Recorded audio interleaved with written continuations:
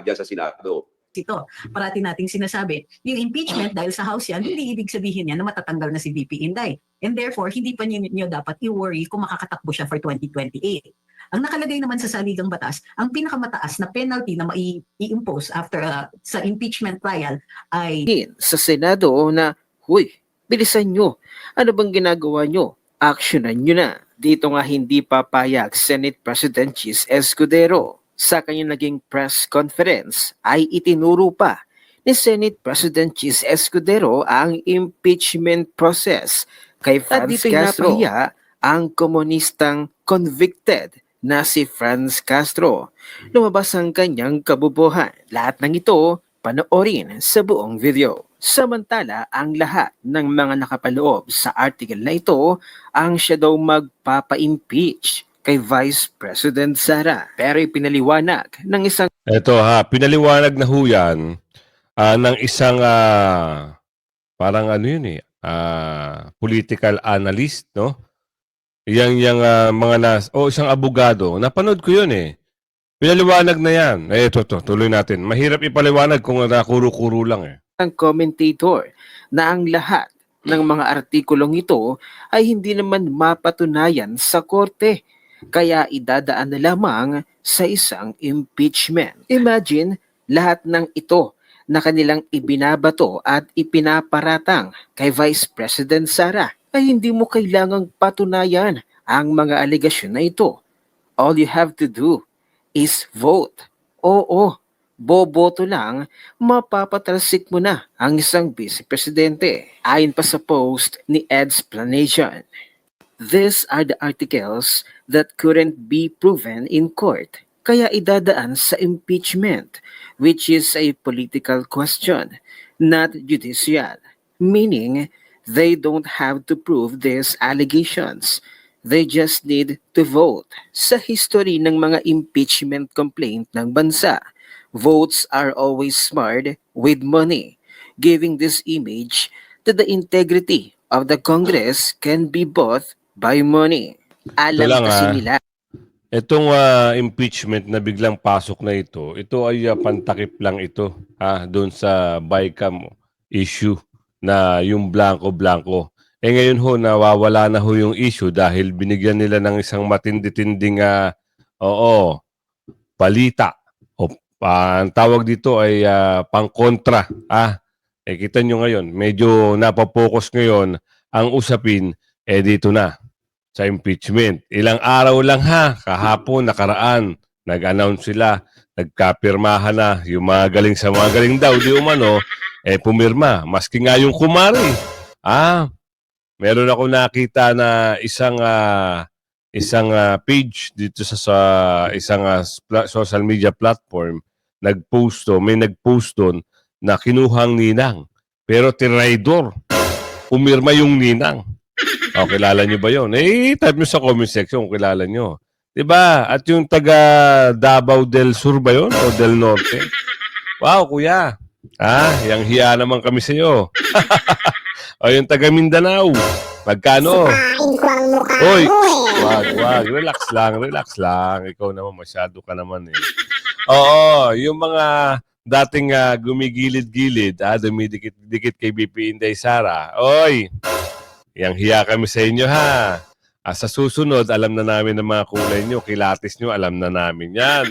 Kaya sabi natin, lahat ng mga diversionary tactic na ito, para mawala yung issue ng bicameral committee na may blanco, eto na. So pinagpapaliwanag sila ng 10 araw, nakakailang araw na ho, pang-4 na araw na. Oo, dito yung matanda yung sapin-sapin. Pinagpapaliwanag sila. Tapos binigyan nila ng isang balita na ito. Nagkapirmahan, minadali, dapat nga daw, sabi ni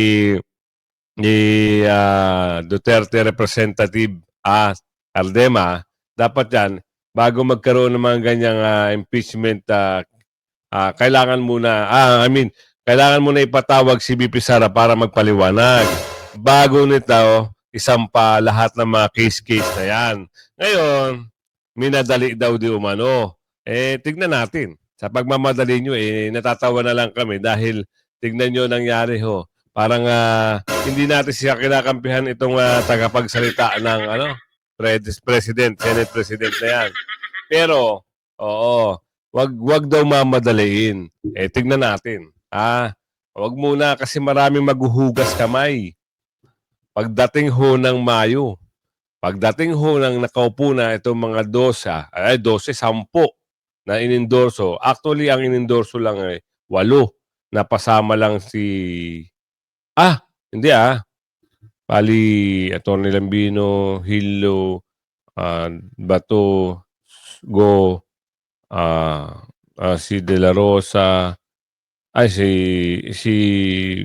Pastor Kibuloy, si Kaipe, sino pa ba? Tapos si Atty. Marcoleta, Jimmy Bundok at si Atty. Vic, Siyempre sama nyo na si Dr. Mata, Richard Mata. So 10.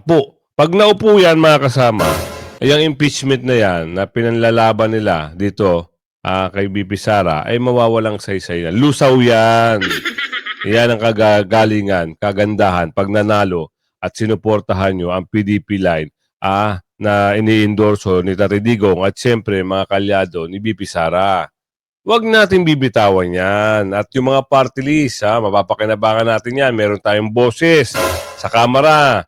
Alam mo naman bakit. Kung may mga nakapasok pa rin ng mga durobo, meron tayong boses.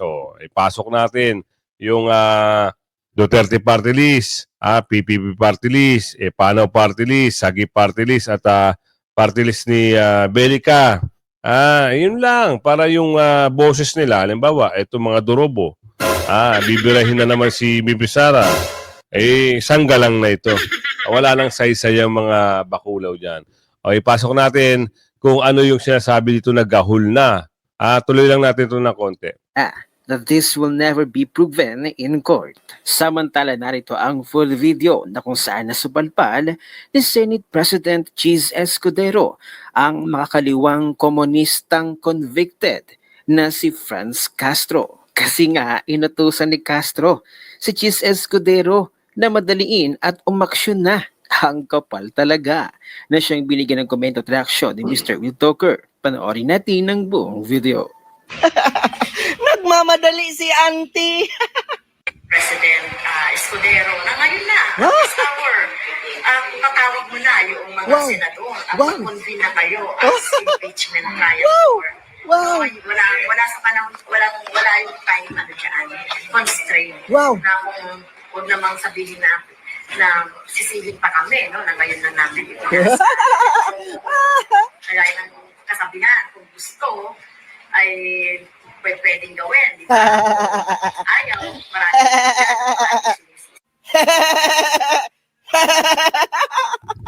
Malungkot si baby girl. Hoy, Franz Castro! Inaanyayahan ka na ng St. Peter. Gina G. Hindi, natuloy. Yan pahiya ka ngayon. Nagmamadali kayo yung mga tabingi mong kasama. Ito, pag-usapan natin ito. Bigyan natin ng reaksyon. Ito yung gahul na, yung oras. Makalintal, gahul sa oras kung June 2 patatalakay ng impeachment. Tignan natin. Talaga magagahul dahil kahit ngayon naman talakayan, gahul pa rin. Wala na hong oras. At yan ay mawawalang saysay na lang yan talaga mga kasama. Bigla na lang malulusaw yung issue na yan. At dahil hindi ho biro ang suporta ng mga Duterte, baka ho kayo magulat. Baka isang araw na lang talagang lahat ng mga bakulaw dyan, wala na. Tuloy. Opo, naglabas po kayo ng pahayag na kailangang tapusin ng Senado ang impeachment trial ni VP Sara bago ito mag-adjourn sa June 13. Bakit po sa palagay ninyo kailangan? Kasi nasa ilalim ng rules mismo ng Senado na kapag natapos ang termino ng isang Congress, ay tapos na rin, ay suspended lahat ang kanilang mga proceedings. Na ibig sabihin, lahat ng pending matters and proceedings, tapos din sa Senado. At hindi nila pwede kong ipagpatuloy. Kung ito ipagpapatuloy, ituturing na parang bagong kaso yung impeachment na yan na nakapile na dyan sa Senado. Kaya kailangan matapos kagad nila yan kung nais silang tapusin bago matapos ang termino nila sa June 30, 2025. Ngayon, Okay. kung iaabuti ng second ng panibagong Senado, yung bagong Senado, yung mga bagong miyembro niyan, ay hindi naman nakagapos ang kamay nila kung ano ang ginawa ng lumang Senado. They are not bound by the actions and deliberations ng old Senate. Kaya itong mga bagong senador, abay, pwede silang tumutol sa anumang mga proceedings diyan sapagkat sila ay hindi bound by the deliberations or acts of the old Senate. At yan ay meron na rin basihan sa kaso nung Garciliano versus House of Representatives noong 2008 na pinagtibay mismo ng ating Korte Suprema na lahat ng mga pending matters and proceedings sa isang Congress, yan ay matatapos sa nasabing Kongreso at hindi pwedeng yan ay ituloy sa susunod na Kongreso. Clarification, Kaya, opo. Clarification lamang, Attorney Romy Macano. Ito po ay applicable dito lamang po sa Senado dahil dito po sa mababang kapulungan ay natuloy na nga po at natapos ang pag-aaral sa mga kaso at na-impeach na nga si VP Sara sa mababang kapulungan. Ang sinasabi po ba ninyo na back to zero kapag inabot ng June 13 ay sa Senado lamang? Sa Senado lamang, sa Senado yon. Pero ang mangyayari nga noon ay ituturing na parang bagong complaint yung na isang pangkasong yan sa Senate natin. At kapag ka itinuring na bagong complaint yan, maaaring gawing depensa naman ng kampo ni Sara na may violation yan sa one impeachment rule within a period of 1 year. Kaya Yun, medyo magiging magulo ang sitwasyon ng nasabing impeachment complaint kapag yan ay hindi natapos sa kongresong ito ng present senators. Kaya sinasabi ko na dapat tapusin nila yan hanggang June 30. Yung sinasabi namang special session na patatawag ng Pangulong Marcos, doon maaari lang matapos yan. At pwede naman silang gumawa ng special proceedings nila dahil sa naiiba nga yung kasong ito at dapat nilang aksyonan yan, bagay na yan sa pagkat inihain nga yan sa kanila ng House of Representatives. Kung bago na po ang komposisyon ng Kongreso, ang mababang kapulungan, maaari po ba nilang isantabi ang ginawa pong impeachment ng nakaraang Kongreso, itong mababang kapulungan po? Well, depende na yan doon sa liderato ng bagong House of Representatives kung anong kanilang gagawin. Ngunit na aking sinasabi, kapag hindi natapos yan, magkakaroon ng malaking problema ang nasabing impeachment case na nakasampa ngayon sa present Senate. Sapagkat maliwanag doon sa sinabi ng ating Korte Suprema na yung present Senate na yan ay hindi po pwede ang mga ginawa nila ay hindi naman bound o hindi nakagapos ang kamay ng mga bagong magiging mga senador. Sa June 2 pa raw tatalakayin po ang rules of impeachment sa Senado. Sa palagay po ba ninyo sapat na panahon yon? O baka kulangin, Corina, kasi kung June 2, kailangan pa nilang magkaroon ng publication ng kanilang mga rules of procedure na gagawin. Yung publication of rules ngayon ng present Senate, hindi mo pwedeng i-apply yung publication para sa susunod. Yung susunod na Senate, kailangan meron pa ring separate publication. Yun ang sinabi mismo ng ating Korte Suprema doon sa Garciliano versus House of Representatives noong ang kasong yun ay makarating sa Senado. Na napag-alaman na doon sa Senado, hindi nila na-publish yung rules of procedure. Nang ibig kong sabihin sa ngayon, kung sakaling dumating ang bagong Senado sa after the 2025 election, kailangan magkaroon ng bagong rules of procedure na mayroong publication. Ay ang publication yan, it will take effect, sabihin na 5 days after publication. Pagkatapos, bibigyan mo ng 10 days, sa ilalim ng rules nila, 10 days for Sara Duterte to file an answer. Pagkatapos, the prosecutors will be given 5 days to file an answer. Halos 20 days na ang makukonsumo dyan. Paano pa mga gagawin nilang preparasyon para sa actual trial? So hindi matatapos yan by June 30 at matatapos ang termino ng mga present members ng Senate. Wala naman pong Wala naman pong ipinagbabawal ang konstitusyon sa ngayon o prohibisyon na pwede na nilang talakayin itong impeachment ngayon sa Senado. Well, wala naman pinagbabawal ang konstitusyon sapagkat sa ilalim ng saligang batas, sinasabi lamang doon na ang ating Senado ang may kapangyarihan na lumitis at maghusga ng isang impeachment case. Kaya depende yan sa Senate. Pero merong sariling rules of procedure ang Senado na dapat nilang susundin. At mapaliwanag nga doon sa Rule 54 ng ating Senate na lahat ng pending matters, lahat ng pending proceedings shall be terminated upon the expiration of one Congress and may be taken up by the succeeding Congress as if presented for the first time, na parang ngayon lamang isasampa ang nasabing kaso. Pero huling tanong na lamang po, gayon man ang mga rules and regulations upon majority vote at naisin po ng bagong Senado na ipagpatuloy na lamang po ang kanilang naabutan, pwede rin po yun. Well, maaaring nga po pwede yun, pero palagay ko magkakaroon man na malaking problema yan. Kasi nga, ang 1 year ban. that case will be treated as if it was filed for the first time. So, palagay ko gagamitin yung depensa yan noong mga respondent ni Sara na parang tituturing mo na bagong file lamang yan. Ayun, okay. Sapagkat yan ay bago lamang.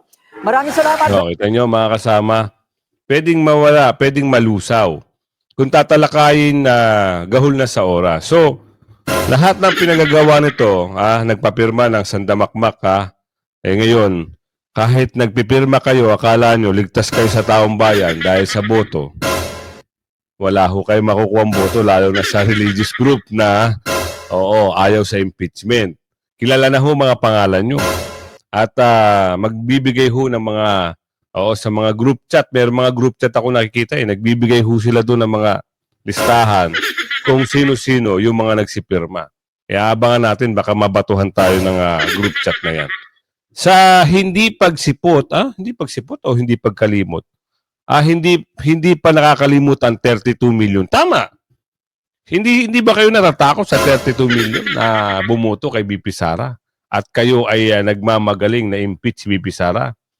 300 hulang kayo mga kasama. Mga kasama, mga bakulaw. 300 plus lang kayo kumpara dito sa 32 million na bumoto kay BP Sara. Ano ang magiging saysay nyo? Kayo ho ay binoto ng ilang-ilan lang ng mga taga-distrito nyo.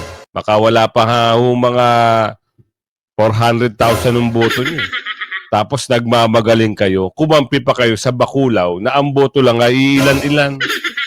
Ngayon nga, nagkatakot-takot pa, gusto pang ipa-disqualify si Ate Nene. Hindi ko pa alam kung ano nangyari dito sa usapin na sa pagtakbo ni Ate Nene. Kasi, alam natin, nung nakaraan, natanggal siya dahil nga dito sa, natanggal siya doon sa sample ballot.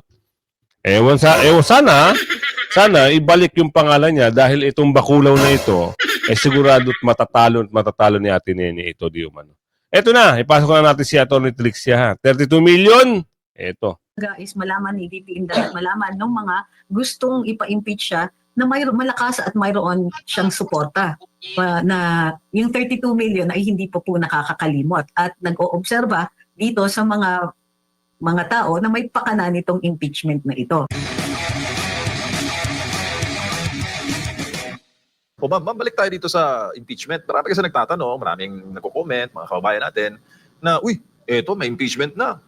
Matatanggal na si VP Sara Duterte. Ano po ba ang process doon, ma'am? Ano po ang paglilinaw po ninyo? Dahil maraming mga nagko-comment, marami ang gustong sumugod na, marami ang gustong magwala na dahil nga tanggal na raw, quote-unquote, sa pwesto si VP Inday. Well, naiintindihan ko naman yung silakbo ng damdamin, na nakakainis naman talaga. Marami, sigurado ako na maiinis dahil 32 million ang bumoto para sa kanya. So, yung 32 million na yan, I'm sure nagre-range yung emotion nila from mixed emotions to outright galit. But ang nakikita ko rin, ang nag-emerge dito sa diskusyong impeachment, ay maraming tao hindi nakakaintindi ng proseso nito. Kaya nga nung sinabi impeachment, may mga nagalit dahil akala nila tanggal na si VP Inday. So, linawin lang natin. Ang impeachment po, ito yung charge. Ang impeachment po happens sa Kongreso, sa House of Representatives. Pag nagawa yung charge, nakakuha sila ng enough evidence to constitute na pwedeng umakyat ito sa ma-charge yung opisyal, ifo-forward ito sa Senado. So yung Senado, yan ang tinatawag, sa Pilipinas ang tawag natin impeachment trial. Pero ang impeachment is what happens in the House. Yung nag-create sila ng articles of impeachment which will be the charge sheet. Yan po ang fino-forward doon sa Senado. So impeached si VP Inday, pero hindi siya tanggal. Which means na in order na matanggal siya, kailangan yung due process requirement, which is the Senate trial. Now, yung iba refer to it as the Senate impeachment trial or the impeachment trial. Pero superfluous yun. It's simply the trial. At doon po, tinetesting, kaya trial, ito ay pagsusubok, tinetesting yung ebidensya against the official para ma-determine kung matatanggal siya. However, alam din po natin, dahil mga politiko ito, this is also a political process. So ang pag-determine ng ebidensya dyan is not even necessarily by the weight of the evidence, but by the political inclination ng mga mahistrado, which will be the members of the Senate. So yun po nakikita natin, aside from other things, of course, yung penalty, ang daming nagtatanong, pag na-impeach ba daw si VP Inday, makakatakbo pa ba siya for the presidency? So nakikita nyo na meron pa rin very imperfect pa rin po yung understanding ng impeachment process. So magiging learning experience ito. Parati nating sinasabi, yung impeachment dahil sa House yan, hindi ibig sabihin yan na matatanggal na si VP Inday. And therefore, hindi pa nyo dapat i-worry kung makakatakbo siya for 2028. Ang nakalagay naman sa saligang batas, ang pinakamataas na penalty na mai-impose after sa impeachment trial ay removal and disqualification. Ibig sabihin, may range pa rin po ng mga penalties. Pwedeng admonition, pwedeng suspension, pwedeng removal with disqualification. So, posible rin po. So, hindi natin masasabi kung maaaring tumakbo si VP Inday o hindi after impeachment. Kasi impeachment nga, yung charge lang po yun doon sa House. Ang titignan natin kung ano mangyayari sa Senado, kung ito ay tutuloy sa trial, at kung doon sa trial, kung ano yung penalty na i-impose. So, ang dami pang pwedeng mangyari. Although, yun na nga, dahil imperfect yung understanding ng impeachment process, marami po ang galit, sumisiklab yung dibdib dahil ito ay isang tao na inupo natin at pinaglaban natin para manalo, and then ganito na lang suddenly representatives who have less mandate than the vice president ay nagpapatanggal dun sa isang napakapopular na vice presidente. Ma'am, nakikita po ba ninyo na itong undue haste, may ganun itong mabilisan, yung rush to impeach the vice president is a big political gamble? And kasi syempre marami nagsasabi na it's now or meron akong narinig na it's now or never na daw na dapat matanggal na itong number 1 na balakid sa 2028 presidency. Your thoughts on that, ma'am? Well, definitely, madali ito. May mga issues pa na hindi pa maliwanag, hindi pa pinapaliwanag ng mga kinatawan ng Senado o ng Kongreso, at ang tingin natin dito ay hindi yan mapapaliwanag until June. O halimbawa, hindi natin nakita na file yung 4th impeachment complaint. Hindi tayo sure kung yung impeachment articles na finorward nila sa Senado ay galing doon sa 3 na una o doon sa pang-4 na huli, o may pinili sila na isa doon sa mga yon. So hindi pa yan ine-explain kasi wala akong nakita na formal announcement ng Kongreso on what the articles of impeachment are. Pangalawa, ano ang rules ng Senado from the time that they receive it? Doon sa House kasi, pag natanggap mo yung impeachment complaint, considered filed na yon, no? Pero the process doesn't begin until matransmit from the SecGen to the Speaker of the House. Ayon sa Korte Suprema, dahil may prohibition, hindi pwedeng mag-file ng more than 1 impeachment proceeding. Hindi pwedeng more than 1 impeachment proceeding per year. So, ito yung sinasabi ng immunity, which is also inaccurate. Yung pag-transmit begins the process. So, 1 procedure na yon, which means na kung hindi ito mag-prosper, may 1 year po na hindi maaaring filean ng reklamo si VP Inday. Doon naman, pagdating doon sa Senado, wala tayong nakikita doon sa Senate Rules on Impeachment kung kailan nag-umpisa yung procedure. Ang nakalagay lang doon is, from the time they accept it, kailangan mag-constitute sila ng impeachment proceedings, magsaswearing na sila ng mga mahistrado, na babasahan ng articles of impeachment yung nirereklamo dito. So hindi very precise, hindi natin nakikita kung ano yung official start ng impeachment proceedings. Plus, hindi natin nakikita ano yung epekto ng pag hindi i-discuss, hindi kinalendaryo, hindi ni-refer ng Senate President, hindi nilagay sa agenda, and so on. Wala tayong idea kung ano ang epekto nito on the trial itself. Wala tayong nakikita dun sa rules ng Senado kung nag-umpisa na ba ang procedure from the time natanggap o kailangan from the time the Senate President constitutes the prosecutors. Kasi yun yung makikita natin unang-una dun sa rules. Dun sa articles of impeachment, naka-indicate dun kung sino yung mga prosecutors, kailangan kilalanin yan ng Senado at i-authorize sila na mag-prosecute during the impeachment trial.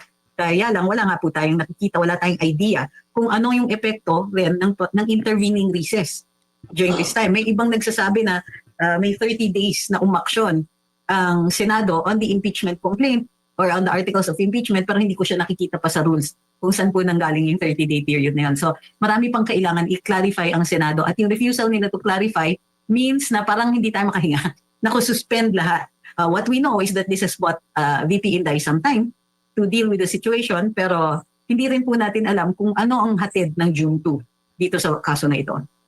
Wala na yun, attorney. Oo, parang gahol pa rin. Ayon doon sa isang balita ni Makalintal, kung halimbawa sa June 2, kukulangin pa rin. At may panibagong senador na Dahil yung iba dyan talo na, lalo na sa partido ng mga bakulaw, talo na ho. So, papasok lahat ng PDP line, wala na, lusaw na yung impeachment case. Tuloy na sa pagiging presidente si BP Sara. At magbabayad na ang mga taga-bundok. For sure, ito ay makikita natin at paano ba tawag? Paano ba sabihin yun? Yung ang hirap, no? Nakikitaan natin ng pagdating ng araw, yun na lang. Oo, ang hirap magsalita pag malalim.